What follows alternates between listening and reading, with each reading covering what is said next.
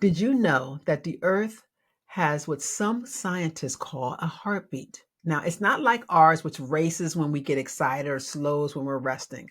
Instead, this pulse occurs every 26 seconds, and the reason behind it remains a mystery.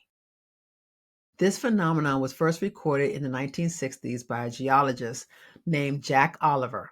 He noticed these rhythmic pulses, but didn't have any advanced tools that we have today to dig deeper into their source. Now, decades later, scientists picked up where Jack left off, trying to trace this heartbeat. Now, some think it's caused by the waves crashing on the ocean floor, and others believe it might be linked to the volcanic activity near the Gulf of Guinea.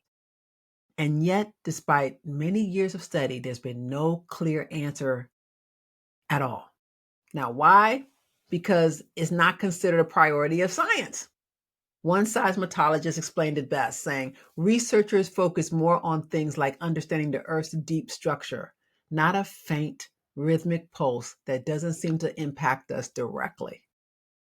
But isn't that fascinating, Risa? It is fascinating. The earth pulses with a rhythm that we can't fully understand, like a divine fingerprint left on creation.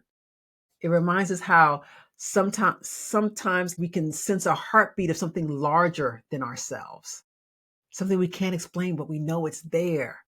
Oh my goodness, God's hand is all in this gentle earth. It's on our DNA, all the way to underneath our feet, the ground we stand on, just gently nudging us to see his beauty and his mystery. And when I read this scripture, and I had just read and said, wow, is the earth alive? Can the earth sin? Because the scripture was like, when the land sins against me, I'm like, how could the land sin? The land is not alive. I said, but is it alive? See, I think the land's alive though, because it's like we have, what do you call it? Like you have sinkholes, you have, like, you could drown because of the waves and all that stuff. So I just think it could be.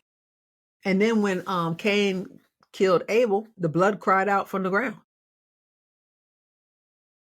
I think I think this scripture here in Ezekiel, when God is telling the prophet what to say, and he says, when a land sins against me by acting faithlessly, I stretch out my hand against it and cut off its supply of bread and send famine upon it and cut off from it animals and humans. Yeah, I think the earth's alive.